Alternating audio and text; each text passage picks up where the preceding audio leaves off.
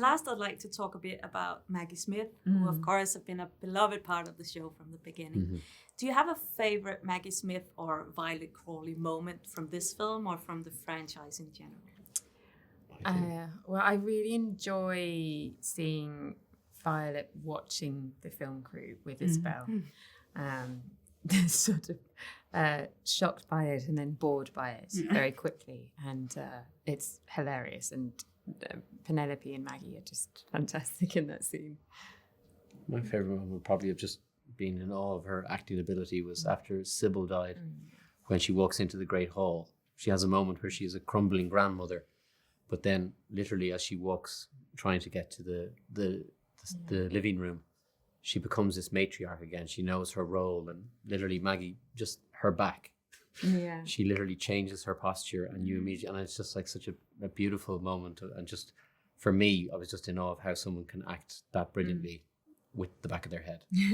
Pretty amazing. Yeah, and I think she's so known for those kind of witty quips that actually sometimes you forget that she can do everything. Yeah. And she's just a kind of classically trained, beautiful actress who just makes it look so effortless. So I think that then you're on set with her and you realise, wow, that's not an easy thing to do.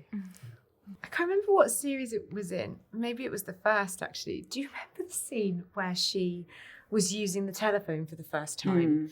I have loved that moment and rewound it and watched it again and laughed, and it's just hilarious how she's trying to figure out where to speak. And she's so brilliant, Maggie, at just making everything and anything she does just so natural. And she's just exploring this thing whilst muttering under her breath, trying to figure it out. And I thought it was absolutely hilarious because, of course, that would have been mad to have been experiencing that for the first time and having somebody's voice there when they're not in the same room, but you can hear them. It's mind-blowing. I would have loved to have experienced that for the first time. How about you two? I always remember What Is a Weekend, but that's many people's favourite, so it's maybe a little bit boring. But there again, Don't tell her. No, not the line, but everyone said it. But there was this scene. I can't remember what season it was. It was early on, maybe season 1 or 2, and she goes to visit.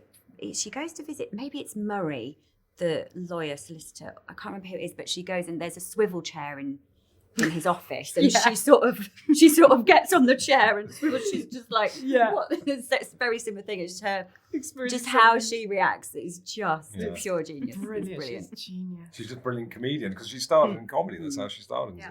I remember that we had a sort of HR Zoom call with the whole cast where we were being explained the new rules about how when is a joke or something like that. Anyway, it was quite involved.